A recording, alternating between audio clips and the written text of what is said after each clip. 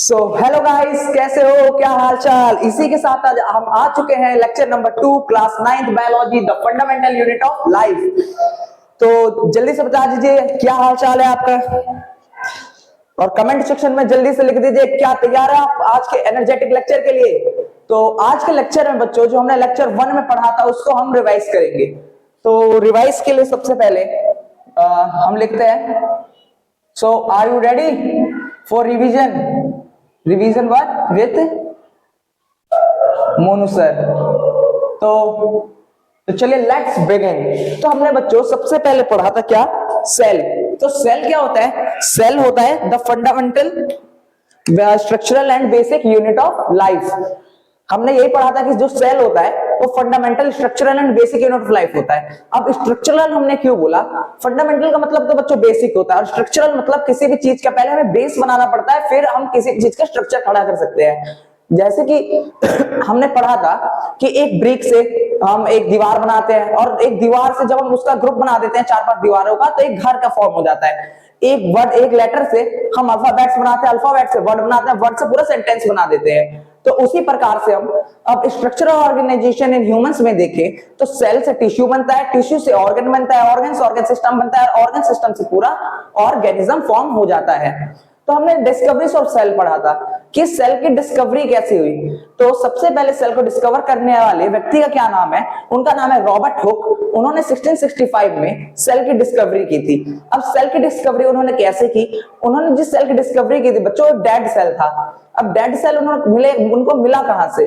उन्होंने एक वो ट्री था, ओक ट्री का उन्होंने एक बार्क लिया और उसका एक हिस्सा लिया जिसको कॉर्क कहा जाता है, और उसको सेल्फ मेड माइक्रोस्कोप, मतलब खुद के द्वारा बनाया गया माइक्रोस्कोप, उस समय उतनी तकनीक नहीं थी कि वो माइक्रोस्कोप को ला सके, तो इसलिए उन्होंने अपने द्वारा बनाए हुए माइक्रोस्कोप में देखा, और उन्होंने सबसे पहली बार सेल का जो टर्म था वो हमें बताया। सेल है बच्चों एक लैटिन वर्ड है। कौन सा वर्ड है? जल्दी से कमेंट करके लिख दीजिए। सेल जो है एक लैटिन वर्ड है। तो हम इतना समझ गए, cell is a Latin word which is discovered by Robert Hooke in 1665, और उन्होंने डेड सेल खोजा था। तो लिविंग सेल किसने खोजा? सबसे बड़ा क्वेश्चन तो यही है। तो लिविंग सेल को खोजा एंटोनी वैन लीeuwenhoek। एंटोनी वैन लीeuwenhoek ने 1674 में एक लिविंग सेल खोज लिया। लिविंग सेल कौन सा था बच्चों? फ्री लिविंग आल्गा स्पायरोगायरा था। तो हम इतना समझ चुके कि उन्होंने कौन सा सेल खोजा, और वो जो था लिविंग सेल था। उसके बाद हमने देखा 1831 में रॉबर्ट ब्राउन ने न्यूक्लियस का भी खोज लिया था, और परकंजी ने जो प्रोटोप्लाज्म वर्ड के जो टर्म दिया था, उन्होंने वो टर्म कब दिया था? 1839। अब प्रोटोप्लाज्म क्या है बच्चों? जो पूरा सेल है उसका जो लिविंग कंटेंट है उसको प्रोटोप्लाज्म कहा जाता है। मतलब हम कह सकते हैं living content of this cell is known as protoplasm. मतलब जैसे हम प्लांट्स ले सकते हैं, प्लांट्स की जो सेल वॉल होती है नॉन लिविंग होती है, तो हम ऐसे भी कह सकते हैं cell without cell wall is known as protoplasm. तो इतना हम समझ चुके हैं। अब हम देखते हैं वो सेल थ्योरी। सेल थ्योरी में हमने बच्चों क्या पढ़ा? Matthias Schleiden. मैथियस स्क्लेडन एक साइंटिस्ट थे। He was the botanist. Botanist बच्चों कौन होते हैं? जो प्लांट्स के बारे में स्टडी करते हैं in the branch of biology. तो वो बोटेनिक मतलब बोटेनिस्ट थे। तो उन्होंने एक टर्म दिया क्या, कि जितने प्लांट्स है all plants are made by cells. उन्होंने बच्चों ये बात कही थी। अब एक तो थियोडोर श्वान, वो जूलॉजिस्ट थे, मतलब जो एनिमल्स के बारे में रिसर्च करते हैं। तो उन्होंने भी एक स्टेटमेंट दिया, all animals are made up by cells. Okay, तो अब उन्होंने ये तो बता दिया कि वो जो है सेल से बनते हैं। अब सेल आते कहां से हैं? ये जो मेन क्वेश्चन था इसका जवाब उन्होंने दिया नहीं, और यही मौका मिला एक और साइंटिस्ट रुडोल्फ वर्चाउ। उन्होंने बताया कि जो सेल है वो आता है प्री एग्जिस्टिंग सेल से, मतलब cells came from pre existing cell. और उन्होंने बच्चों ये अपनी लैटिन भाषा में क्या था, क्या ओमनिस इज सेल्यूला। तो हम क्या समझते हैं? रुडोल्फ वर्चू ने कहा ओमनिस इज सेल्यूला, इसका मतलब था cells coming from the pre existing cells. तो हमने रुडोल्फ वर्चू के बारे में पढ़ लिया। अब हम देखते हैं on the basis of number of cells we will classify them। एक था यूनिसेलुलर, एक था मल्टीसेलुलर। अब यूनिसेलुलर में बच्चों क्या होगा? जो सेल है, जो ऑर्गेनिज्म है, organisms are made by single cell. Multicellular में क्या है? Organism are made by multiple cells. Okay, अब यूनिसेलुलर का एग्जांपल क्या हो गया?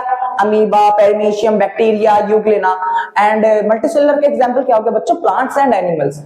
तो अभी तक हम इतना समझ चुके हैं। अभी हम एक चीज ये देखते हैं, जो नंबर्स ऑफ सेल्स होता है बच्चों वेरी करता है। वेरी मतलब बदलता रहता है हर ऑर्गेनिजम्स में। और जो शेप होती है सेल्स की वो भी ऑर्गेनिज्म टू ऑर्गेनिज्म वेरी करती है, और जो उनका साइज है वो भी वेरी करता है। तो हमने देखा था the smallest cell in the world क्या है बच्चों? Mycoplasma. Mycoplasma is a bacteria. और बच्चों ये माइकोप्लाज्मा जो है इसको पीपीएलओ भी कहा जाता है, PPLO. What is the meaning of PPLO?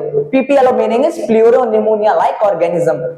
अब बच्चों इसका ये नाम पड़ा है। अब इसका ये नाम क्यों पड़ा बच्चों? जो और पहले कैटल जो होते हैं, कैटल मतलब जानवरों का झुंड, वहां पे एक प्लूरल उन्होंने मतलब उनके बॉडी में एक जगह होती है प्लूरो, उस जगह में ये जो ऑर्गेनिज्म थे उन्होंने इन्फेक्शन कर दिया था, इसलिए इनको कहा जाता है प्लूरोनिमोनिया लाइक ऑर्गेनिज्म। क्योंकि इन्होंने एक कैटल के प्लूरो जो जगह थी वहां पे निमोनिया इन्फेक्शन को बढ़ा दिया था, इसलिए इसको पीपीएलओ कहा गया। अब लार्जेस्ट सेल क्या है? अब लार्जेस्ट सेल बच्चों है हमारा ऑस्ट्रोचेक। तो हमने इतना देख लिया था। हमने देख लेते हैं कि हम सेल्स को डिवाइड करते हैं उसके पार्ट्स को। तो हमने क्या क्या? Cytoplasm, nucleus, cell membrane which is known as the plasma membrane also, and हमने सेल ऑर्गेनेल्स को देखा। हमने इतना देखा, अब हम उसको इस वन बाय वन जानते हैं। अब वन बाय वन हम सबसे पहले किसको जानेंगे? हम सबसे पहले जानेंगे सेल वॉल। अब सेल वॉल क्या होता है बच्चों? ये होता है कि rigid outer covering lying outside the plasma membrane. देखिए बच्चों, पहले जैसे कि हम लिख लेते हैं सेल। बच्चों ये हम खाली क्या ले रहे हैं? It is only the overview. हम इसको और गहराई से आगे पढ़ने वाले हैं, तो ये खाली ओवरव्यू है, तो आप खाली बच्चे से एज अ ओवरव्यू समझिएगा। सेल वॉल क्या है बच्चों? Rigid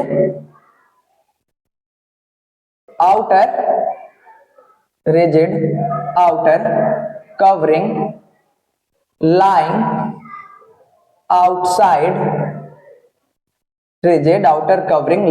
outside the cell membrane, उसको सेल वॉल कहा जाता है।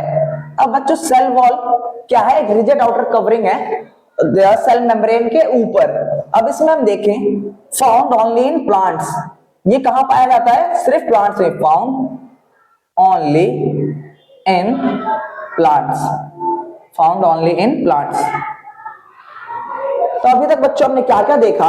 एक ओवरव्यू हम ले रहे हैं, ये सारे मतलब जो कंपोनेंट्स ऑफ सेल्स हैं, ठीक है। तो हमने देखा कि जो सेल वॉल है ये रिजिड आउटर कवरिंग है जो कि सेल मेम्ब्रेन के बाहर ही रहती है।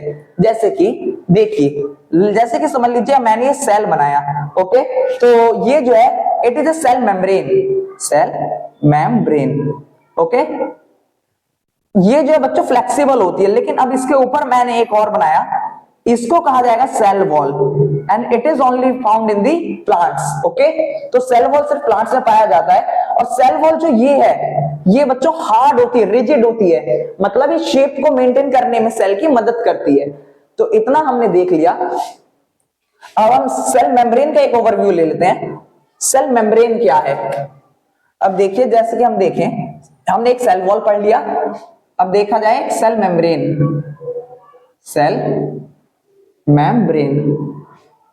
अब सेल मेम्ब्रेन क्या है?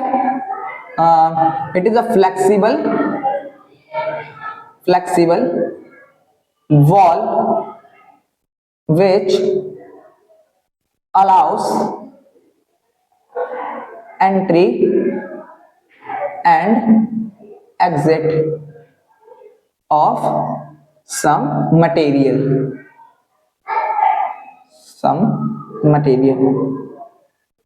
देखिए बच्चों, जैसे कि हमने क्या देखा कि ये जो एक फ्लेक्सिबल वॉल है, मतलब सेल की आउटर कवरिंग, या फिर हम इसको ऐसे भी लिख सकते हैं। एक तो हमने क्या पढ़ा है कि एंट्री और एग्जिट की सब मटेरियल्स को अलाउ करती है, इसलिए इसको क्या कहा जाता है? सेमी परमिएबल वॉल, क्योंकि ये कुछ ही सॉल्वेंट्स को अलाउ करती है सेल के अंदर आने में और जाने में, जो कि नेसेसरी है फॉर द सेल ग्रोथ। और हम ऐसे देख सकते हैं बच्चों कि it is the outer covering of the cell. तो हमने क्या देखा? बेसिकली सेल मेम्ब्रेन जो है आउटर कवरिंग है सेल की, और ये जो है एक फ्लेक्सिबल वॉल होती है जो एंट्री और एग्जिट को अलाउ करती है सब मटेरियल्स, जैसे कुछ सॉल्यूट्स, कुछ सॉल्वेंट। और ये बच्चों सेमी परमिएबल होती है क्योंकि कुछ ही मटेरियल्स को अलाउ करती है इन दी एंट्री और एग्जिट के फॉर्म में। और सेल वॉल बच्चों क्या होती है, ये तो एक एक्सेप्शन है लाइक, क्योंकि ये सिर्फ प्लांट से पाया जाता है और ये सिर्फ प्लांट से पाया जाता है और उसको एक शेप प्रोवाइड करने में मदद करता है, इसलिए रिजिड होता है। ठीक है बच्चों, और ये सेल मेम्ब्रेन के ऊपर लाया करता है। तो जल्दी से इसको आप देख लीजिए और राइट डाउन कर लीजिए इतनी अपनी कॉपी में, देख लीजिए।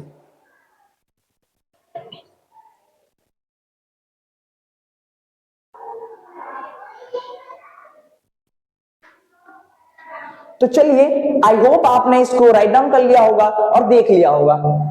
तो अब हम नेक्स्ट करें। अब नेक्स्ट हम अपने क्लासेस में देखने जा रहे हैं न्यूक्लियस। What is nucleus? तो चलिए फर्स्ट ऑफ ऑल हम हेडिंग डाल देते हैं न्यूक्लियस। अब न्यूक्लियस बच्चों क्या है? हम कह सकते हैं it is a double layered substance होता है बच्चों, उसके अंदर न्यूक्लियस होता है। मतलब इसके आसपास एक कवरिंग होती है, डबल लेयर्ड कवरिंग होती है, डबल लेयर्ड, कि इसमें बच्चों एक लेयर की कवरिंग नहीं है, it has a double layered covering which is known as the nuclear core. Okay, nuclear covering. तो पहले हम लिखते हैं जैसे कि हम लिखते हैं डबल लेयर्ड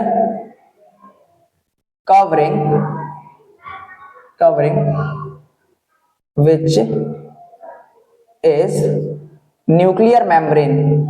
हम इसको क्या कहते हैं बच्चों? डबल लेयर जो कवरिंग होती है उसको कहते हैं nuclear membrane. It has pores मतलब बच्चों ये कुछ मतलब छिद्र रखती है अपने में। इट हैज पोर्स बिटवीन, ये कहां पोर्स रखती है? बिटवीन न्यूक्लियर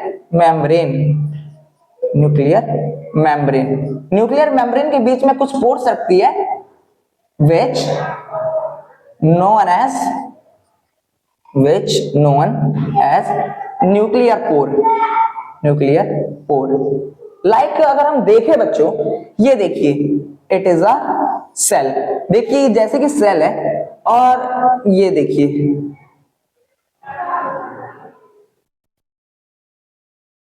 ये एक रफ डायग्राम बच्चों मैं सिर्फ आपके अंडरस्टैंडिंग के लिए बना रहा हूं। ये देखिए इसके अंदर होता है न्यूक्लियस। ओके, अब ये देखिए ये क्या है? सेल। ये हो गया न्यूक्लियर मेम्ब्रेन। ये आपको बनाना नहीं कॉपी में, it is only for your understanding. अब ये देखिए जो गैप है ना बच्चों, ये न्यूक्लियर मेम्ब्रेन के बीच में, इसको कहा जाता है न्यूक्लियर पोर,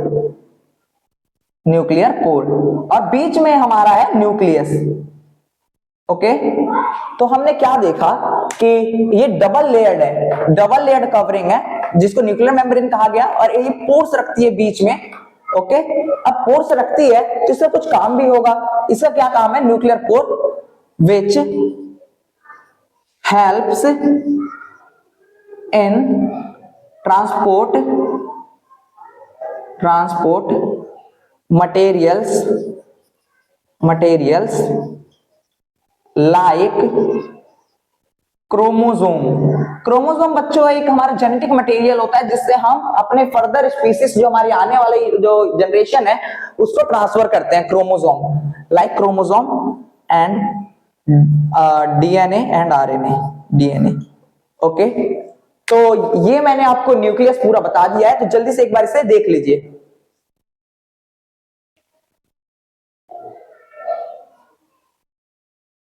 तो चलिए, आई होप आपने इसको देख लिया होगा और अपनी कॉपी में नोट डाउन भी कर लिया होगा।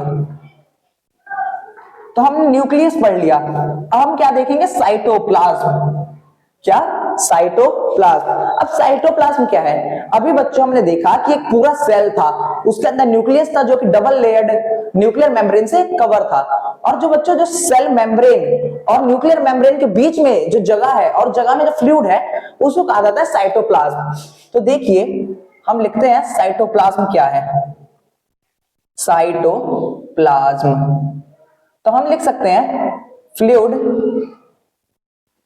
Content inside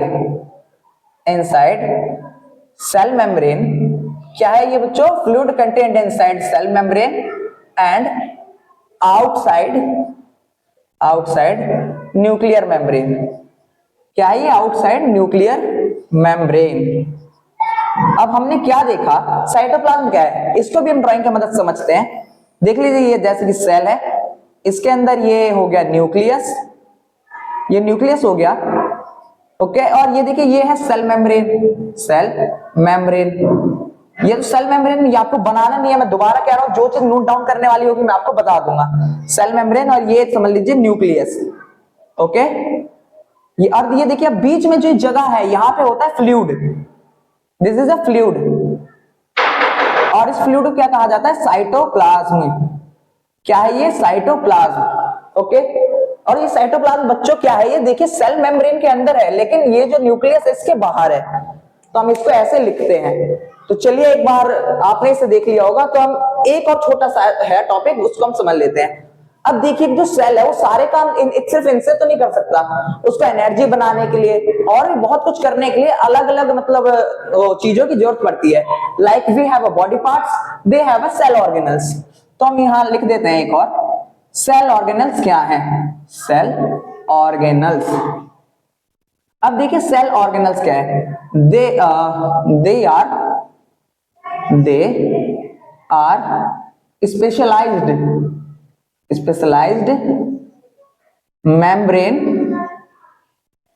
bound structures, membrane bound structure. अब इसी में बच्चों जैसे कि हमारा माइटोकॉन्ड्रिया, एग्जाम्पल लाइक हम लिख सकते हैं माइटोकॉन्ड्रिया, लाइजोसोम्स, वैक्यूल, सेंट्रोसोम, ये सब आ जाते हैं, ओके। तो जल्दी से आप इसे राइट डाउन कर लीजिए अपनी कॉपी में और एक बार देख लीजिए।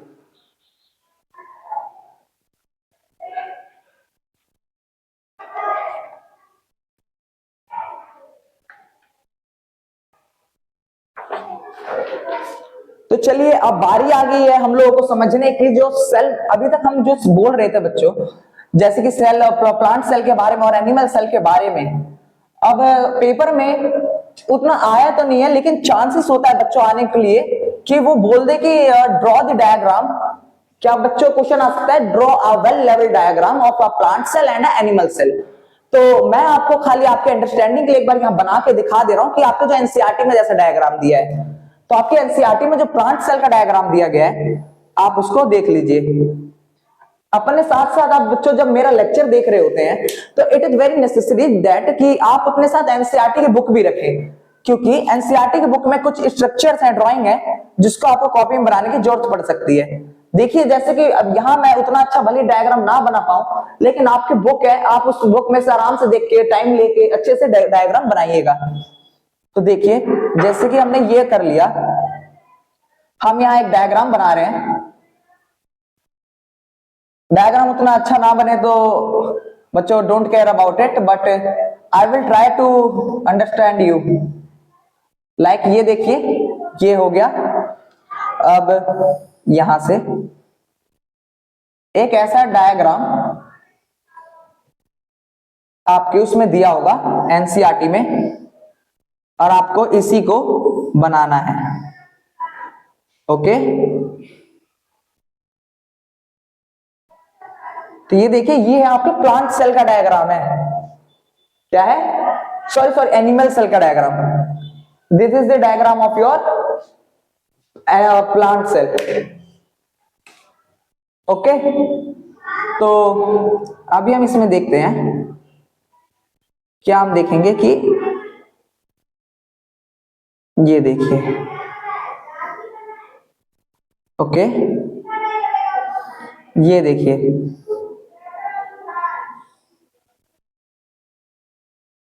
इस टाइप का डायग्राम आपके एनसीईआरटी में दिया हुआ है। ये क्या हो गया? Golgi apparatus, Golgi apparatus, okay. ये हो गया न्यूक्लियस, न्यूक्लियस हो गया। ये हो गया न्यूक्लियर मेम्ब्रेन, न्यूक्लियर मेम्ब्रेन। और यहाँ ऐसे और भी छोटे एक होता है ये माइटोकॉन्ड्रिया, ये हो गया माइटोकॉन्ड्रिया, माइटोकॉन्ड्रिया। ओके, और यहाँ पे जैसे कि और भी छोटे छोटे स्ट्रक्चर होते हैं, इनको कहेंगे लाइजोसोम्स, लाइजोसोम्स। ये बच्चा आपका एनिमल सेल का डायग्राम है, तो मैं यहाँ पे लिख दे रहा हूं, this is a diagram of your animal cell. Okay, तो एनिमल सेल में हमने देखा कि सेल मेम्ब्रेन, सेल मेम्ब्रेन, तो ये आपके एनिमल सेल का डायग्राम है। आप इसको देख लीजिए, और उतना अच्छे अंडरस्टैंडिंग तो नहीं आ रही होगी, लेकिन आप खाली अपने समझने के लिए इसका इस्तेमाल कर सकते हैं। और जो रियल डायग्राम है वो अपनी कॉपी से, अपनी बुक्स एनसीईआरटी से अपनी कॉपी में लिख सकते हैं। तो एक बार आप देख लीजिए इसको भी।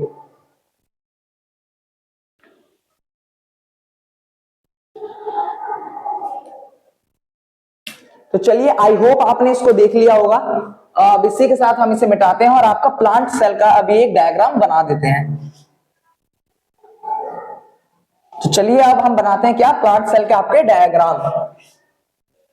तो हम यहां लिखते हैं diagram of your plant cell. अब आपके प्लांट सेल का जो डायग्राम है वो कुछ ऐसा होगा, आप एक बार अपने उसमें देख लीजिएगा। उतनी अच्छी भले मेरी ड्राइंग ना हो पाए।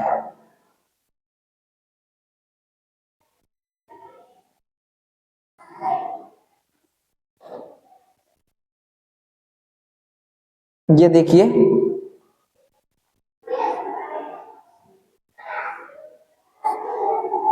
ओके,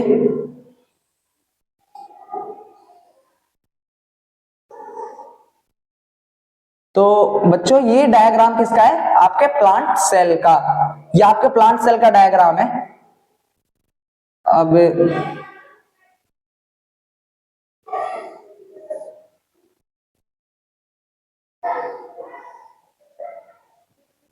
ये ऐसे डायग्राम आपके उसमें बनाया गया है बच्चों। ये खाली मैं आपकी एक, I hope it is only for your understanding, तो इसको खाली आप समझने के लिए एक बार देख लीजिएगा, ठीक है।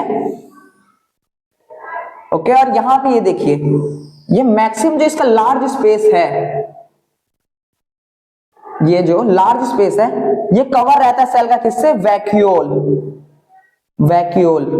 यहां हो जाता है सेल वॉल, क्या, सेल वॉल। शायद may be it is not clear, तो मैं इसको ऐसे थोड़ा ऊपर लिख दे रहा हूं। क्या है बच्चों, ये वैक्यूल, ये हो गया सेल वॉल, ये हो गया cell membrane, cell membrane. And यहां क्या है, यहां है न्यूक्लियस। क्या हो गया बच्चों, यहां पे न्यूक्लियस, ओके, न्यूक्लियस, ओके। और बाकी सब आप समझ ही सकते हैं कि यहाँ पे माइटोकॉन्ड्रिया हो जाएगा। यहाँ पे इसको बच्चों कहा जाता है एंडोप्लाज्मिक रेटिकुलम। क्या है ये, एंडोप्लाज्मिक रेटिकुलम, ER। ओके, आप अपने किताब खोल के देखेंगे तो उसमें आपको ये सब मिल जाएगा। माइटोकॉन्ड्रिया, ये हो गया माइटोकॉन्ड्रिया। तो देख लीजिए, अगर आई होप आपको समझ आ रहा हो उससे तो बहुत बढ़िया है ये। तो इसी के साथ हमने एक बहुत बड़ा पार्ट खत्म कर लिया है। तो चलिए पहले मार्कर में एक बार हम इनका डाल लेते हैं, उसके बाद हम फर्दर कंटिन्यू करेंगे।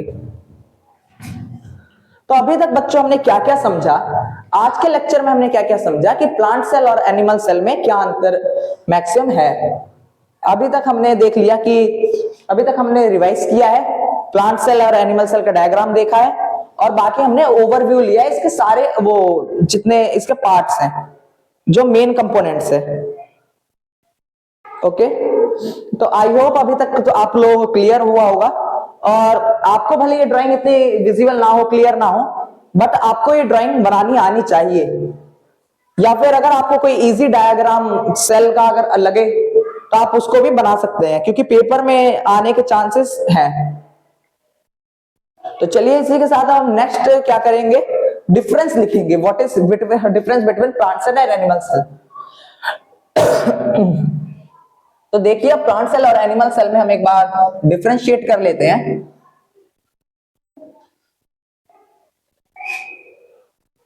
सो आई होप आपको अब क्लियर हो चुका होगा मैक्सिमम प्लांट सेल और एनिमल सेल का डायग्राम। तो रुकिए, ये लीजिए, ये है हमारा प्लांट सेल। वन साइड हम लिखेंगे plant cell and second side हम लिखेंगे एनिमल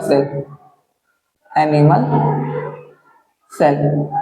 तो सबसे पहले एक जो हम लोग जानते हैं कि सेल वॉल जो है अब प्रेजेंट होगी यहां और एब्सेंट होगी यहां, तो लिख लेते हैं सेल वॉल प्रेजेंट। क्या है? Cell wall present. अब यहां क्या होगा? Cell wall absent. Cell wall क्या है बच्चों यहां पे? Cell wall. जल्दी से कमेंट सेक्शन में लिखिए cell wall absent. Okay, cell wall यहां प्रेजेंट है, यहां एब्सेंट है। अब यहां पे क्या होगा कि प्लास्टिड्स, ये भी बच्चे एक मेम्ब्रेन बाउंड स्ट्रक्चर है, ये आपको मैं बाद में बताऊंगा। प्लास्टिड्स आर, इसमें क्या होगा? प्रेजेंट। बच्चों प्लास्टिड जो मेनली होता है ये स्टोरेज में भी काम आता है और ये कलर प्रोवाइड करता है, ओके, प्लांट को। अब इसमें हम देखेंगे प्लास्टिड्स जो होते हैं एब्सेंट होते हैं। प्लास्टिड्स अब are absent. Plastids are absent. अब एक बच्चों स्ट्रक्चर होता है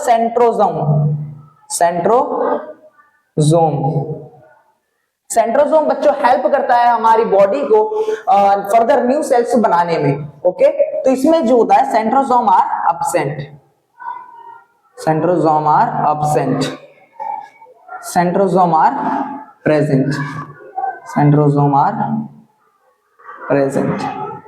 अब हमने एक चीज देखा था, जो हमने सबसे पहले एनिमल सेल का डायग्राम देखा, उसमें न्यूक्लियस था वो सेंट्रली लोकेटेड था, और प्लांट सेल में जो पूरा स्पेस था वो घिरा किसके द्वारा गया था बच्चों? वैक्यूल के द्वारा।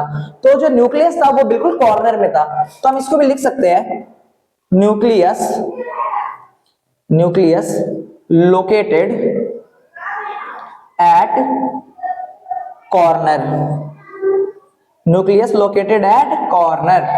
अब इसमें न्यूक्लियस लोकेटेड एट सेंटर। अब यहां हम एक चीज और देख लेते हैं, आई होप अगर आपको विजिबल हो तो, number of mitochondria are fewer. बहुत कम माइटोकॉन्ड्रिया प्रेजेंट होता है बच्चों प्लांट सेल के अंदर, और एनिमल सेल में number of mitochondria are more. तो इसी के साथ हमारे जो डिफरेंसेस है प्लांट सेल और एनिमल सेल के, वो खत्म हो चुके हैं। प्लांट सेल और एनिमल सेल में बच्चों हमने क्या अंतर देखा? इसमें सेल वॉल प्रेजेंट था, सेल वॉल इसमें एब्सेंट था। प्लास्टिड होता है बच्चों ऐसे स्ट्रक्चर्स होते हैं, membrane bound structure, this is a cell organelles, part of the cell organelles, और बच्चे कलर प्रोवाइड करने में मदद करता है। इसके भी फर्दर आगे टाइप्स होते हैं, लेकिन बच्चे एनिमल सेल में प्लास्टिड्स हमारे नहीं होते हैं। सेंट्रोजोम, मैं आपको एक ओवरव्यू बता रहा हूं, अभी हम इस सबको डिटेल में पढ़ेंगे। सेंट्रोजोम जो होता है बच्चों सेल डिवाइड करने में मदद करता है, तो बच्चों वो प्लांट सेल में नहीं होता और एनिमल सेल में होता है। अब इसमें हमने स्ट्रक्चर तो देखा था बच्चों, एनिमल सेल के अंदर वो सेंट्रली लोकेटेड थी न्यूक्लियस, और इसमें बच्चों कहां था? साइड में था, कॉर्नर में। और नंबर जो माइटोकॉन्ड्रिया होता है बच्चों, इसमें एनर्जी फॉर्मेशन होता है। तो एनर्जी फॉर्मेशन बच्चों इसमें फ्यूअर होते हैं क्योंकि माइटोकॉन्ड्रिया कम है, लेकिन इसमें माइटोकॉन्ड्रिया का नंबर ज्यादा होता है। तो जल्दी से इसको लिख लीजिए और राइट डाउन कर दीजिए अपनी कॉपी में।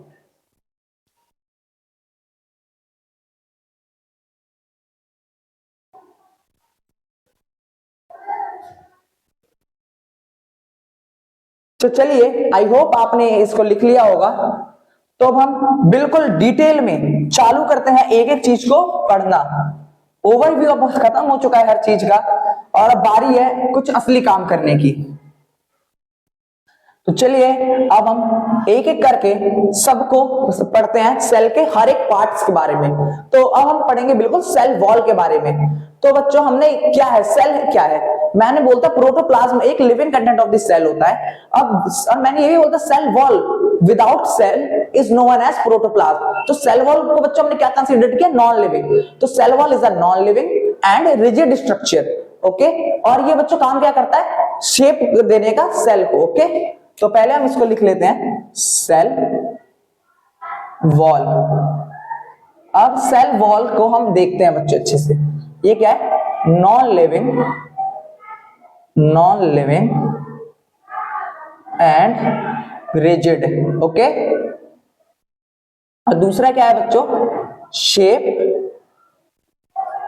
यहां ऐसे लिख देता हूं बच्चों, provide shape to cell, provide shape to cell. तो हमने ये पढ़ लिया बच्चों, क्या नॉन लिविंग और रिजिड होता है, प्रोवाइड शेप टू सेल करता है, और outer covering line cell outside, lying outside cell membrane. तो बच्चों हमने ये पढ़ा था कि आउटर कवरिंग होती है जो कि सेल मेम्ब्रेन के आउटसाइड लाई करती है। ठीक है, हमने क्या क्या लिख लिया सेल वॉल के बारे में कि ये नॉन लिविंग है, रिजिड है। रिजिड मतलब क्या होता है बच्चों? सॉलिड। रिजिड मतलब सॉलिड, सॉलिड। तो रिजिड मतलब होता है सॉलिड।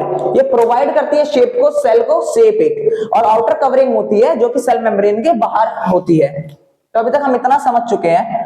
अब हम एक चीज देखें बच्चों, तो देखिए जैसे कि प्लांट्स में, एनिमल्स में, फंगाई में, एक मिनट, यहाँ बैक्टीरिया आएगा, बैक्टीरिया में, एनिमल में और वायरस में। अब देखें, अब हम यहाँ क्या देख रहे हैं बच्चों कि प्लांट्स में जो सेल वॉल होती है किस चीज की बनी रहती है, और बैक्टीरिया में भी सेल वॉल होती है, फंगाई में भी होती है, एनिमल्स और वायरस में नहीं होती। तो हम देख रहे हैं बच्चों कि सेल वॉल प्लांट्स में किस चीज की सेल वॉल है। प्लांट्स में जो सेल वॉल किसकी बनती है बताइए जल्दी। अगर आपको पता है तो जल्दी से कमेंट सेक्शन में अपना आंसर जल्दी टाइप कीजिए और देखिए कि आपको कितना जानते हैं आप इसके बारे में। तो यहां बच्चों सेल्यूलोस, सेल्यूलोस की बनती है सेल वॉल। बैक्टीरिया में किसकी बनती है? Peptidoglycan, peptidoglycan. मेरे साथ साथ बच्चों इसका आप प्रोनाउंसिएशन भी करते रहिए क्योंकि प्रोनाउंसिएशन बहुत ज्यादा इंपॉर्टेंट है। और फंगाई में बच्चों बनती है काइटिन की, cell wall is made up of by chitin. और एनिमल में बच्चों एब्सेंट, ओके, और इसमें भी एब्सेंट, ओके। यहां लिख देते हैं बच्चों सेल वॉल जो है प्रेजेंट होती है इसमें, प्रेजेंट, प्रेजेंट, प्रेजेंट, और यहां अब्सेंट, अब्सेंट एंड अब्सेंट। यहां लिख देते हैं सेल वॉल। ये बच्चों हो गया क्या? ऑर्गेनिजम्स। ये ऑर्गेनिजम्स हमने लिए, ऑर्गेनिजम्स। अब इसमें मटेरियल और इसमें प्रेजेंट है कि नहीं। तो इसमें हमने टोटली देखा तो सेल वॉल है नॉन लिविंग होती है, रिजिड होती है, रिजिड मतलब होता है सॉलिड, और ये शेप प्रोवाइड करती है सेल को, और आउटर कवरिंग होती है जो कि सेल मेम्ब्रेन के भी बाहर होती है। और ऑर्गेनिजम्स बच्चों, इन ऑर्गेनिजम्स में पाए जाते हैं सेल वॉल कि नहीं, और पाए जाते हैं तो कौन से मटेरियल्स के होते हैं बने हुए। तो हमने देखा जो प्लांट्स है उसमें सेल वॉल प्रेजेंट है पहली बात, और वो सेल्यूलोज की बनी है। बैक्टीरिया में हमने देखा कि सेल वॉल प्रेजेंट है और पेप्टिडोग्लाइकन की बनी रहती है। फंगाई में देखा कि सेल वॉल प्रेजेंट है और काइटिन की बनी रहती है। और बच्चों जो ये एनिमल है उसमें एब्सेंट होती है सेल वॉल, तो मटेरियल भी एब्सेंट ही होगा। और वायरस में बच्चों एब्सेंट होती है सेल वॉल, तो ये भी एब्सेंट ही होगा। तो जल्दी से वीडियो पॉज करके या फिर आप, मैं 1-2 मिनट का हट रहा हूं, आप इसको नोट डाउन कर लीजिए।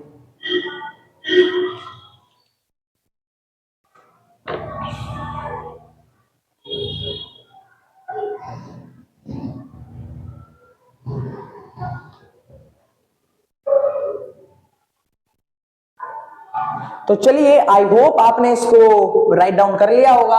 और अब टाइम है इसको मिटाने का और आगे बढ़ने का। अब आगे बच्चों हम पढ़ते हैं और हम क्या पढ़ेंगे? Cell membrane. What is cell membrane?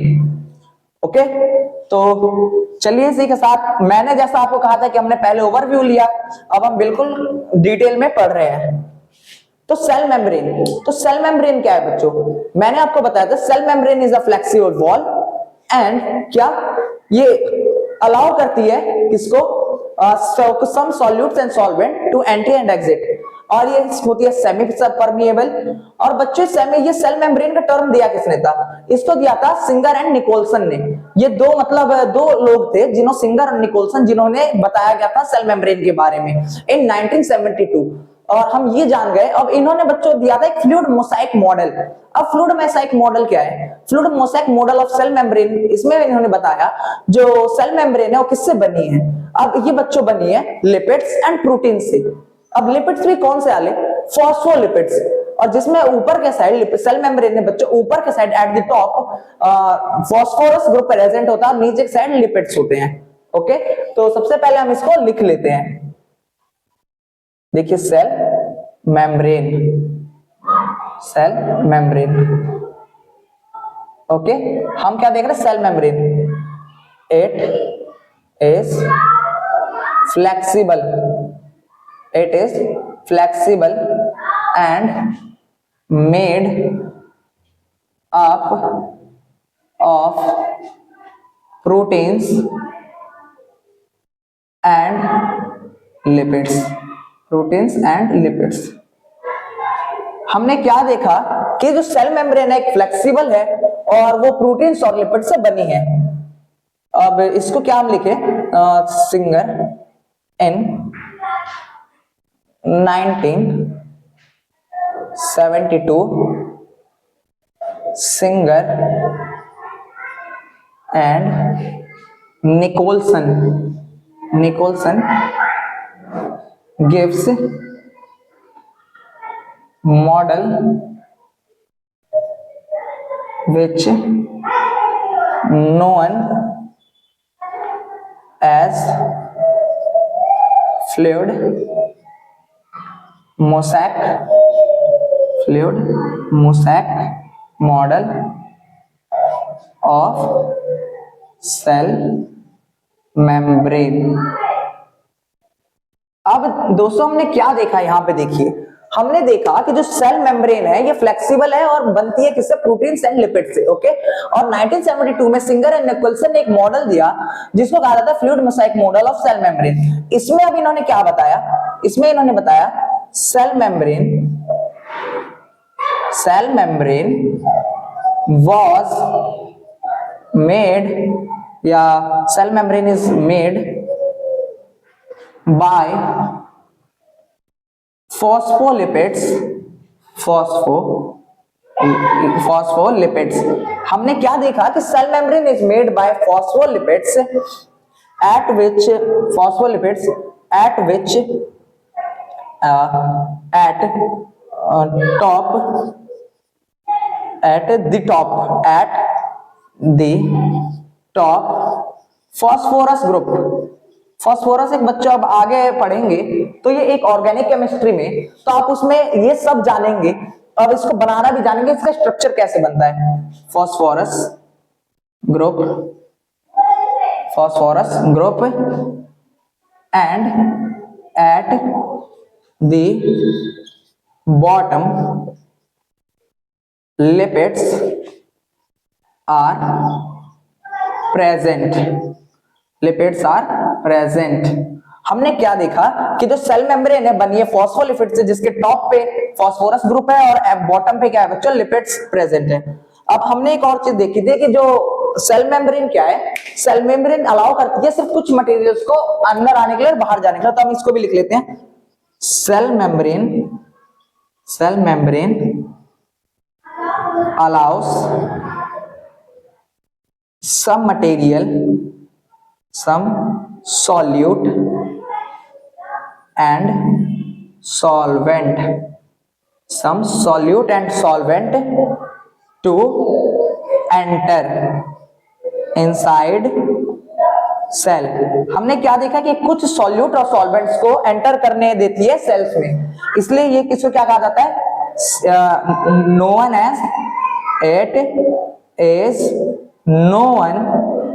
as क्या कहा जाता है? Semi permeable.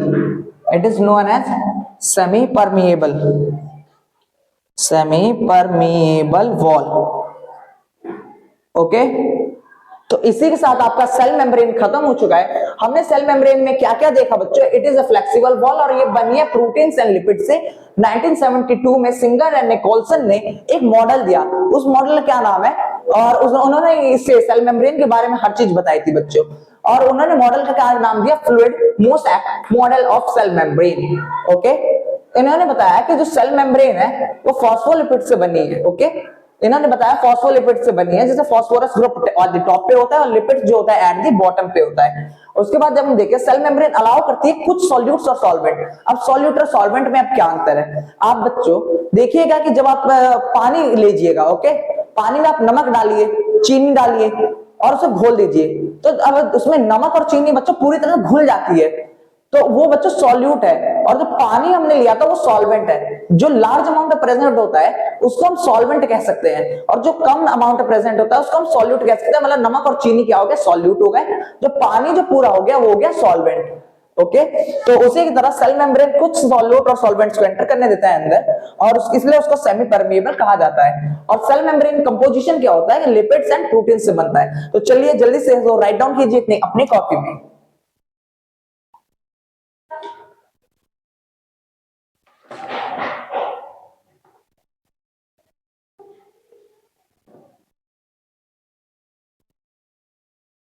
तो चलिए इसी के साथ आगे बढ़ते हुए अब हम देखते हैं, हमने सेल मेम्ब्रेन के बारे में बहुत कुछ जाना। हमने जाना कि ये कुछ सॉल्यूट्स और सॉल्वेंट्स को सिर्फ अंदर आने देती है। तो अब सॉल्यूट्स और सॉल्वेंट को अंदर आने देती है तो ये ट्रांसपोर्ट हो रहा है। आप समझ सकते हैं कि it is a type of transportation. और ट्रांसपोर्टेशन के भी बच्चों अब हम टाइप्स पढ़ते हैं। अब ट्रांसपोर्टेशन के कितने टाइप्स हैं, जैसे कि active transport and passive transport. अब बच्चों हम देखें वैसे पैसिव ट्रांसपोर्ट क्या होता है? पैसिव ट्रांसपोर्ट में बच्चों हायर कंसंट्रेशन से लोअर कंसंट्रेशन की तरफ सब्सटेंस जो होता है मूव करता है। मतलब एक जगह बच्चों 10 गाजर है, एक जगह 2 गाजर है, तो 10 गाजर में से 4 गाजर दो वाले के पास जाएगा, तो उसको पैसिव ट्रांसपोर्ट कहा जाता है। ओके, अब देखिए, अब इसमें एनर्जी और इसमें रिक्वायर नहीं होती एनर्जी, तो इसमें एनर्जी की जरूरत नहीं है। ठीक है, तो इसलिए इसको हम लिखते हैं it does not require energy. Okay, और बच्चों सिर्फ स्मॉल मॉलिक्यूल्स का चेंज होता है, मतलब हायर से लोअर की तरफ सिर्फ स्मॉल मॉलिक्यूल्स आएंगे। ओके, तो चलिए एक तरह, और एक्टिव ट्रांसपोर्ट में बच्चों उसमें भी हायर कंसंट्रेशन से लोअर कंसंट्रेशन की तरफ सब्सटेंस आता है, लेकिन इसमें एनर्जी की रिक्वायरमेंट होती है। और बच्चों सिर्फ स्मॉल मॉलिक्यूल से नहीं, लार्ज मॉलिक्यूल्स का भी ट्रांसफर हो जाता है इससे। तो चलिए एक बार हम लिखते हैं transport of substance. Transport of substance कितने टाइप्स के होते हैं? 2 टाइप्स के। पहला पैसिव, दूसरा एक्टिव। दूसरा पैसिव एक्टिव। पैसिव ट्रांसपोर्ट और एक्टिव ट्रांसपोर्ट। इसके आगे ट्रांसपोर्ट भी लिख लेते हैं, ट्रांसपोर्ट। तो चलिए अभी इसका हमें डिफरेंशिएशन करने के लिए थोड़ा ज्यादा स्पेस की जरूरत है, तो जल्दी से पहले आप इसको लिख लीजिए, फिर हम आगे बढ़ते हैं। तो चलिए आई होप आपने इसको लिख लिया होगा। तो चलिए इसका डिफरेंस चालू करते हैं। बच्चों इसका भी डिफरेंस मेनली पूछा जा सकता है, इसको भी हम ऐसे करके लिखेंगे। यहां हम क्या कर देते हैं? Passive transport, passive. यहां हम लिख देते हैं क्या? एक्टिव। Okay, active. अब यहां हम क्या देखते हैं? सब्सटेंस मूव हायर कंसंट्रेशन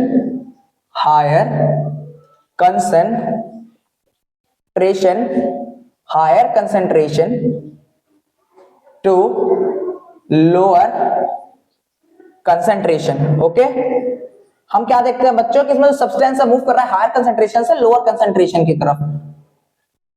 और यही चीज इसमें भी सेम है कि इसमें जो सब्सटेंस है हायर कंसंट्रेशन से substance move higher concentration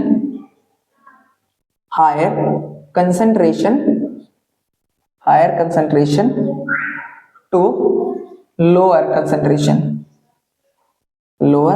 concentration. Okay,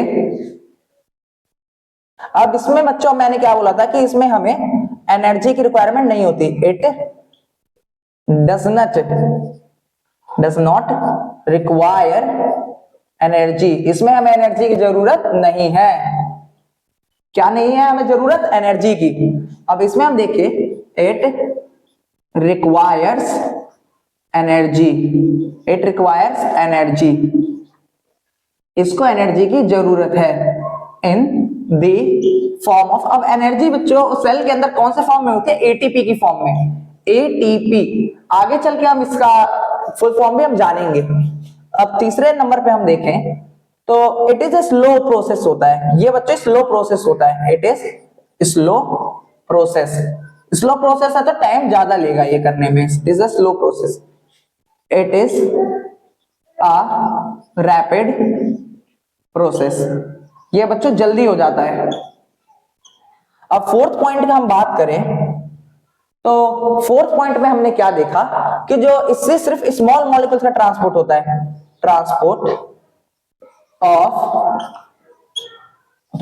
of small solutes and solvents.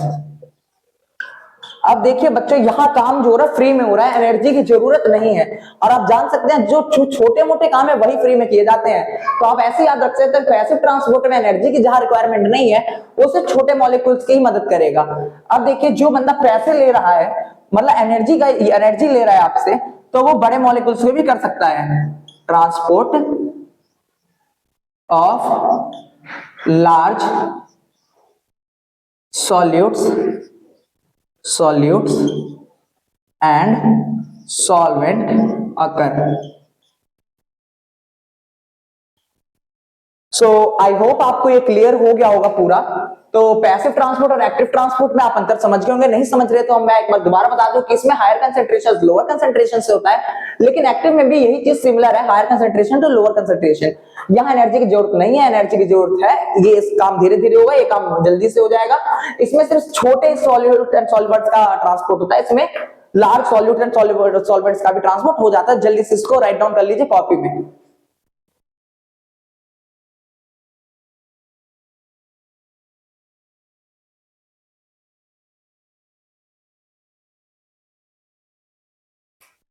तो चलिए बच्चों इसी के साथ हम डिफ्यूजन एंड ऑस्मोसिस में अंतर समझते हैं। ये भी प्रोसेस होता है जिसमें हायर कंसंट्रेशन लोअर। एक मिनट बच्चों, शायद हमने यहाँ एक चीज गलत लिख दी, मूव लोअर, सॉरी यहां लोअर टू हायर जाता है, लोअर कंसंट्रेशन टू हायर, ठीक है।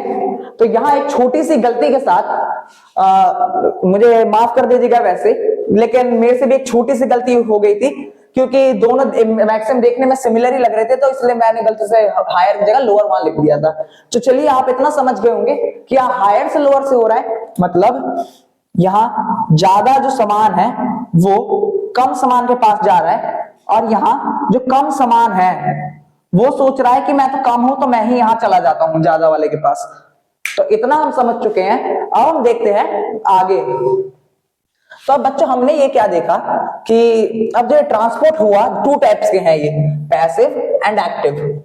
अब उसके बाद अगर हम आगे देखें, आगे देखते हैं, तो आपको एक्टिव ट्रांसपोर्ट और पैसिव ट्रांसपोर्ट में भी अंतर समझ आ गया, प्लांट सेल और एनिमल सेल में भी अंतर समझ आ गया, सेल वॉल और सेल मेम्ब्रेन के बारे में भी आपने जाना। तो इसी के साथ अब थोड़ी हम लोग बातें आपस में कर लेते हैं। तो अब इसी के साथ अब नेक्स्ट आपके ख्याल से हमें क्या पढ़ना है? नेक्स्ट आपने कुछ प्रोसेसेस के नाम सुने होंगे, डिफ्यूजन एंड ऑस्मोसिस, सुना है? अगर सुना है तो जल्दी से कमेंट सेक्शन में लिख दीजिए कि डिफ्यूजन क्या होता है और ऑस्मोसिस क्या होता है।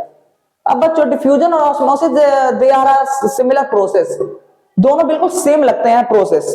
अब सेम प्रोसेस लगते हैं तो इसका यह मतलब तो नहीं हुआ कि दोनों सेम हैं, क्योंकि किसी ना किसी चीज में डिफरेंस होता ही है। जैसे कि मैंने आपको एक्टिव और ट्रांसपोर्ट में जैसे थोड़ा गलत बता दिया था आपको कि higher concentration to lower concentration and lower concentration to higher concentration, तो इसमें जैसे मेरे से गलती हुई वैसे ही ऑस्मोसिस और डिफ्यूजन में भी कुछ ना कुछ अंतर तो है। तो चलिए देखते हैं क्या अंतर है, we will find out this problem.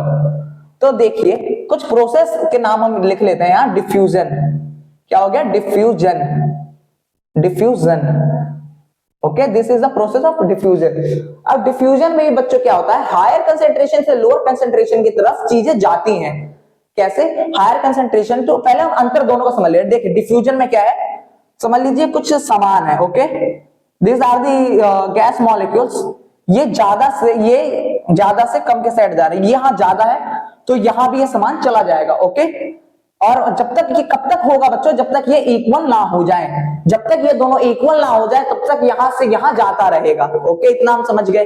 अब ऑस्मोसिस में फिर क्या है, ऑस्मोसिस में बच्चों यही चीज पानी, देखिए बच्चों डिफ्यूजन में सॉलिड लिक्विड गैस तीनों में हो जाता है काम, सॉलिड लिक्विड गैस, ओके, इसमें तीनों में हो जाता है, तीनों मीडियम्स में। लेकिन जो ऑस्मोसिस का प्रोसेस है ये बच्चों डिफ्यूजन है, डिफ्यूजन। अब हम देखें ऑस्मोसिस, ऑस्मोसिस में बच्चों क्या होता है, सिर्फ पानी के सॉल्वेंट्स, पानी, ओनली लिक्विड, इसमें बच्चों सिर्फ लिक्विड जो होगा, लिक्विड जो होता है, लिक्विड के समझ लीजिए they are the molecules of the liquid, इन लिक्विड के मॉलिक्यूल्स ज्यादा से कम के साइड जाएंगे। ये भी बच्चों तब तक होता है लेकिन जब तक इक्वल ना हो। लेकिन अब दोनों में अंतर लोगों को समझ नहीं आता, सब सोचते यही अंतर है कि तीनों से हो जाता है और इसमें सिर्फ लिक्विड का ट्रांसपोर्ट होता है, और लिक्विड के ट्रांसपोर्ट की वजह से इसको क्या कहा जाता है, ऑस्मोसिस, अलग नाम दिया जाता है। लेकिन नहीं, मेन डिफरेंस है कि यहाँ इसको क्रॉस करना पड़ता है, क्या, सेल मेम्ब्रेन। इसको जब तक अगर ये सेल मेम्ब्रेन क्रॉस नहीं करती है तो ये भी डिफ्यूजन ही कहलाएगी। लेकिन अगर इसने एक लिक्विड भी है और सेल मेम्ब्रेन भी क्रॉस कर दी, इसने दोनों क्राइटेरिया पास कर लिए तो ये ऑस्मोसिस बन जाता है। क्या हमने समझा? डिफ्यूजन और ऑस्मोसिस में अंतर क्या है? दोनों higher concentration to lower concentration जाते हैं, देखिए दोनों जाते हैं और दोनों तब तक जाते हैं जब तक इक्वल ना हो जाए। ये इसमें तीनों मीडियम का ट्रांसपोर्ट को हम डिफ्यूजन कह सकते हैं, लेकिन इसमें सिर्फ लिक्विड के ट्रांसपोर्ट को ही ऑस्मोसिस कह सकते हैं, ओके। और दोनों तब तक होगा जब तक बराबर ना हो। लेकिन बच्चों देखिए अगर हायर कंसेंट्रेशन लोअर कंसेंट्रेशन की ओर जा रहा है और वो लिक्विड भी है और सेल मेम्ब्रेन को क्रॉस भी कर रहा है तो ऑस्मोसिस होता है। तो चलिए आई होप आप समझ चुके होंगे इसको। और देखिए बच्चों डिफ्यूजन अगर जैसे कि अगर सेल मेम्ब्रेन क्रॉस नहीं भी कर रहा है और वो इधर से उधर जा रहा है तो वो डिफ्यूजन का प्रोसेस कहलाएगा। पेपर में बच्चों आ चुका है डिफ्यूजन का प्रोसेस लिखने के लिए, तो हम थोड़ा लिख लेते हैं। Diffusion, diffusion can be defined as a spontaneous, इसके स्पेलिंग बच्चों आप देख लीजिएगा, स्पॉन्टेनियस बिल्कुल ऐसे ही लिखिएगा। अब स्पॉन्टेनियस का मतलब क्या, सडन, मतलब अचानक। डिफ्यूजन को हम ऐसे डिफाइन कर सकते हैं कि ये जो है एक स्पॉन्टेनियस, एक अचानक प्रोसेस है। Diffusion can be defined as a spontaneous process from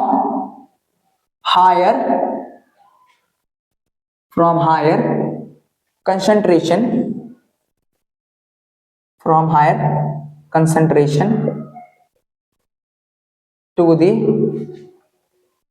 to the lower concentration।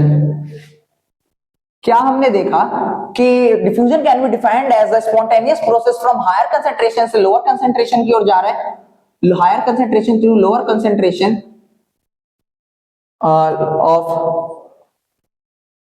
solutes and solvents।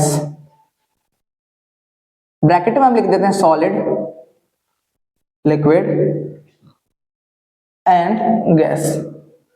तो देखिए हम डिफ्यूजन हमने लिख लिया, diffusion can be defined as a spontaneous process from higher concentration to lower concentration of solutes and solvents, okay. अब हम देखें osmosis को भी हम लिखते हैं जल्दी।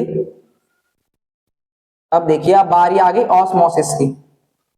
ऑस्मोसिस, इसको भी बच्चों हम ऐसे लिखेंगे, osmosis can be defined as a spontaneous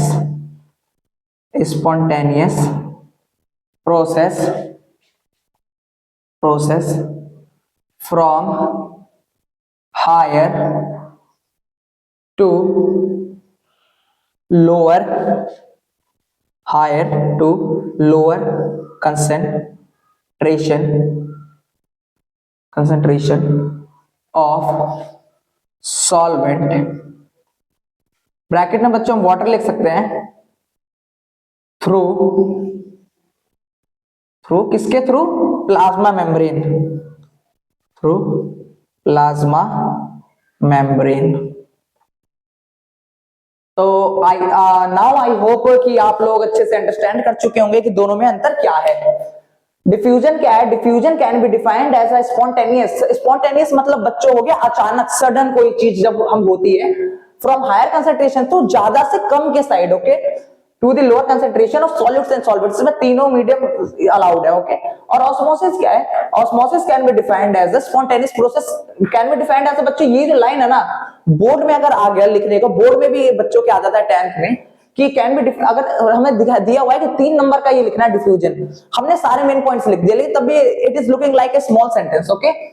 तो इसमें हम थोड़ा इसको बढ़ाने, थोड़ा बड़ा दिखाने के लिए सेंटेंस को हम ऐसे लिख देते हैं, diffusion can be defined as a spontaneous process from higher concentration से lower concentration of solutes and solvents, okay. और ऑस्मोसिस में क्या है? Process can be defined as a spontaneous process from, ये भी बच्चों हायर कंसेंट्रेशन से लोअर कंसेंट्रेशन की ओर होता है, ऑफ सॉल्वेंट, सिर्फ पानी का, through plasma membrane, okay, through, या हम इसके अलावा अक्रॉस वर्ड का भी इस्तेमाल कर सकते हैं, ओके, अक्रॉस प्लाज्मा मेम्ब्रेन। तो चलिए, आई होप पहले आप लिख लीजिए इसको एक बार।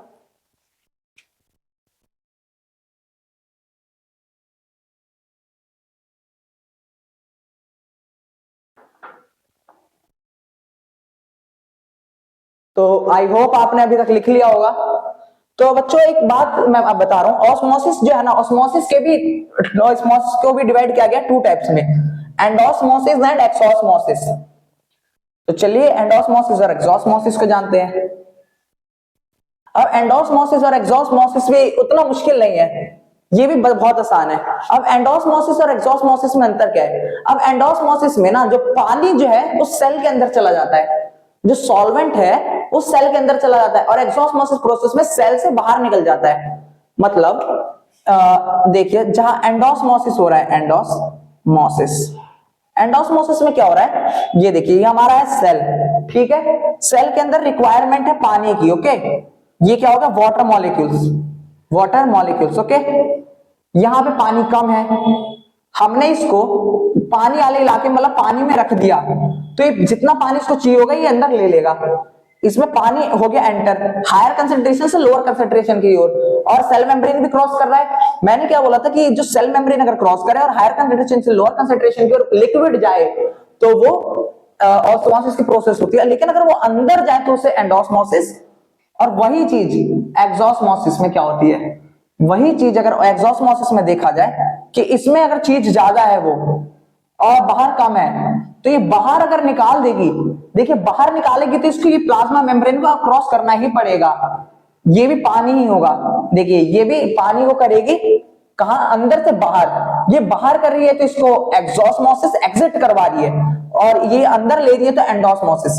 एंडो का मतलब बच्चों आप इनर समझ लीजिए, और एक्सो का मतलब आप समझ लीजिए एग्जिट। सो आई होप अभी तक कंसेप्ट तो समझ आ गया होगा आपको, और इसको एक बार लिख भी लेते हैं। तो कैसे लिखेंगे बच्चों? हम लिखेंगे पहली बात osmosis could be two types। Two types कौन से? यहां हम ऐसे अभी लिख लेते हैं, एक हो गया फर्स्ट एंड यहां हो जाएगा सेकंड। यहां हो गया एंडोस्मोसिस, यहां हो गया एक्सोस्मोसिस। सो एंडोस्मोसिस और एक्सोस्मोसिस को हमने समझ लिया। एंडोस्मोसिस की अगर डेफिनेशन हम लिखें तो कैसे लिखेंगे? Solvent here solvent enters into the cell through plasma membrane। क्या हुआ बच्चों? यहां पे जो सॉल्वेंट है वो एंटर करता है कहां? सेल में, प्लाज्मा मेम्ब्रेन को क्रॉस करके। और बच्चों यहां हम देखें here solvent exit from cell, exit from cell to surrounding through plasma membrane,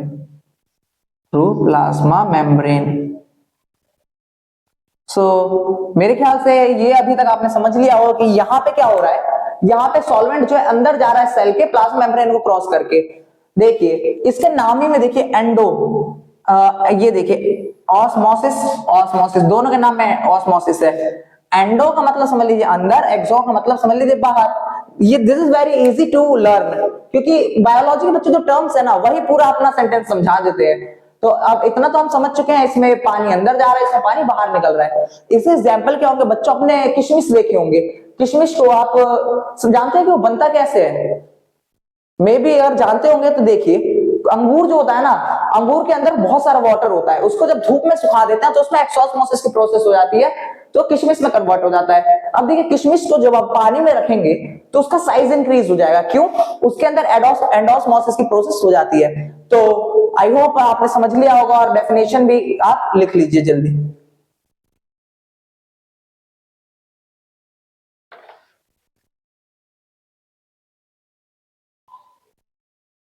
तो चलिए आगे बढ़ते हैं और आगे देखते हैं। अब आगे बच्चों हम कुछ कंडीशंस पढ़ते हैं।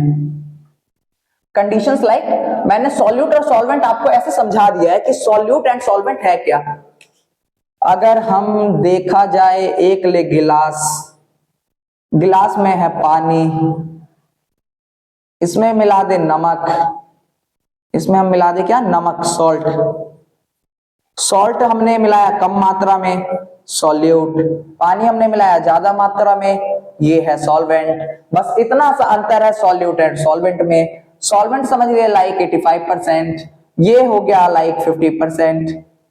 ओके, तो सॉल्यूट और सॉल्वेंट में बस इतना ही अंतर है। अब सॉल्यूट और सॉल्वेंट के मतलब डिफरेंस पे हम डिफरेंस करते हैं, कुछ सॉल्यूशंस जैसे कि हम बनाते हैं। हाँ देखिए, सॉल्यूशन हो गया, अभी जो हमने बच्चों एंडोस्मोसिस और एक्सोस्मोसिस पढ़ा, उसी में वो आ जाएगा क्वेश्चन कि हाइपोटोनिक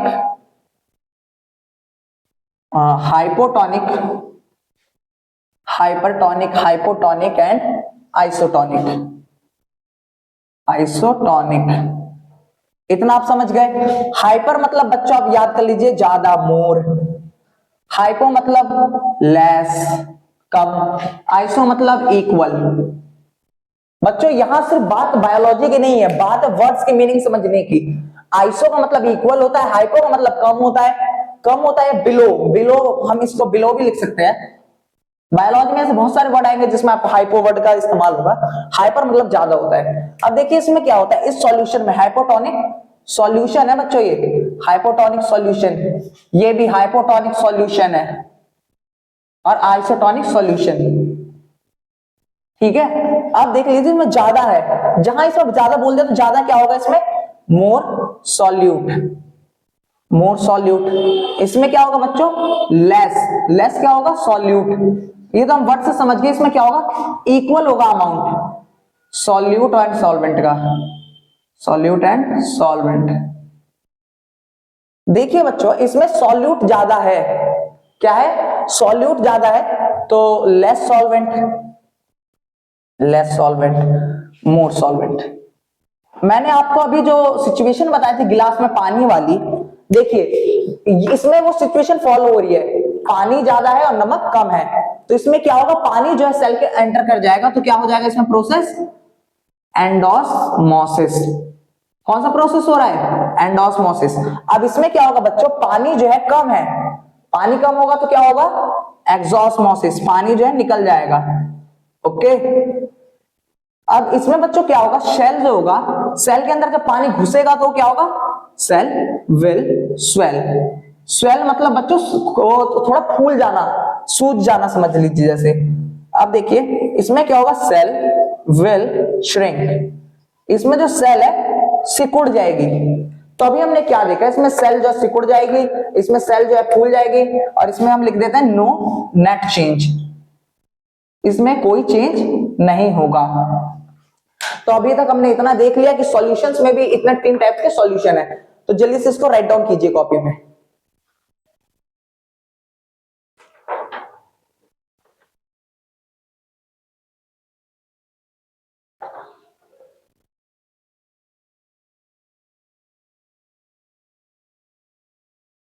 तो चलिए इसी के बाद हम कुछ समझते हैं। अब इसके बाद हम क्या समझेंगे, अब इसके बाद समझने के लिए बहुत कम टॉपिक रह चुका है लाइक। अब इसमें कम टॉपिक समझ लीजिए, जैसे कि हमने बोला एमोबा। एमोबा क्या है? एक यूनिसेलुलर ऑर्गेनिज्म है जिसमें से सिंगल सेल ही है जो पूरे काम को परफॉर्म करती है। अब समझ लीजिए ये जो है it is the picture of the amoeba, ठीक है। अब देखिए ये एमोबा के सामने उसे खाना रखा हुआ है। खाना जब एमोबा खाता है उस प्रोसेस को क्या कहते हैं? एंडोसाइटोसिस। एंडोसाइटोसिस। अब देखिए लाइक समझ लीजिए खाना इसके अंदर चला गया, खाना ये खा गया। अब इसमें समझ लीजिए किसने खाना खा के बाहर निकाल दिया, मतलब वेस्ट मटेरियल तो बाहर निकालेगा, उसको कहा जाएगा एक्सोसाइटोसिस। एक्सोसाइटोसिस। चलिए इसको पहले हम अच्छे से लिख लेते हैं। It is only for the your understanding के लिए डायग्राम था। अब इसमें देखें amoeba acquire its food by process of endocytosis। Endocytosis, okay. अब इसमें क्या होगा? Amoeba release waste food। this process is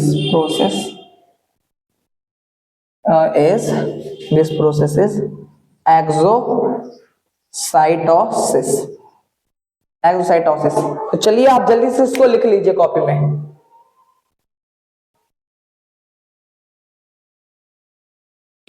तो चलिए आपने इसको भी लिख लिया होगा। तो अब एक और टॉपिक रह गया छोटा सा, अब एक और टॉपिक रह गया छोटा सा, उसको हम क्या बोलेंगे? प्लाज्मोलाइसिस। प्लाज्मोलाइसिस। पहले इसकी डेफिनेशन लिख लेते हैं फिर इसको समझेंगे। देखिए बच्चों इसमें क्या होता है? श्रिंकेज। श्रिंकेज मतलब सिकुड़ जाती है। Shrinkage of cell. Shrinkage of cell. एक मिनट बच्चों मैं दरवाजा खोल के आऊं। एक मिनट बच्चों लिखते हैं। जैसे कि इसमें क्या होता है बच्चों? Shrinkage of protoplasm. तो ये बच्चों लास्ट टॉपिक है। इसमें क्या होता है? प्लाज्मोलाइसिस में shrinkage of protoplasm away from the cell. इसमें क्या हो रहा है बच्चों? श्रिंकेज प्लाज्मोलाइसिस की प्रोसेस में कि श्रिंकेज होता है प्रोटोप्लाज्म का अवे फ्रॉम द सेल, मतलब away from the cell wall when placed in hypertonic solution. और बच्चों ये जो प्रोसेस है ये सिर्फ अकर किस में करता है? It occurs only in plant cell. तो हमने क्या देखा? प्लाज्मोलाइसिस एक ऐसी प्रोसेस है जिसमें सेल वॉल, जिसमें जो प्रोटोप्लाज्म है वो श्रिंक हो जाता है। प्रोटोप्लाज्म मैंने आपको बता रखा है जो living content of the cell है, मतलब cell without cell wall is known as protoplasm. तो प्रोटोप्लाज्म जो है श्रिंक हो जाता है, मतलब सिकुड़ जाता है और सेल वॉल से दूर हो जाता है। अब देखिए जैसे कि ये सेल है और इसके ऊपर ये सेल वॉल थी, जब ये सिकुड़ जाएगा अंदर का तो देखिए सेल वॉल तो मैंने बताया था रिजिड कवरिंग होती है तो सेम रहेगी, और ये सिकुड़ जाएगा तो ये छोटा हो जाएगा, और छोटा हो जाएगा तो इनका जो डिस्टेंस है वो ज्यादा हो जाएगा। तो उसी तरह हम कह सकते हैं कि जो श्रिंकेज होता है प्रोटोप्लाज्म का, इसका जो श्रिंकेज हुआ है ये अवे चली जाती है, दूर हो जाती है किससे? सेल वॉल से। जब हम इसको हाइपोटोनिक सॉल्यूशन में रखते हैं, हाइपोटोनिक सॉल्यूशन मैंने आपको बताया था जिसमें सॉल्यूट ज्यादा होता है और पानी कम होता है। पानी कम होता है तो बच्चों क्या होता है उसमें? एक्सॉस्मोसिस की प्रोसेस हो जाती है, पानी जो है निकल जाता है। पानी निकल जाता है तो क्या होगा बच्चों? ये सिकुड़ जाएगा। सिकुड़ जाएगा तो क्या होगा? ये जो है छोटा हो जाएगा और सेल वॉल जो है वैसे के वैसे ही रहेगी। और ये सिर्फ जो है प्लांट्स के जो प्लांट सेल होता है उसी में अकर करता है ये जो प्रोसेस है। तो इसी के साथ आज का लेक्चर खत्म हुआ। और so thank you for watching my this lecture and bye bye, we will meet in next lecture.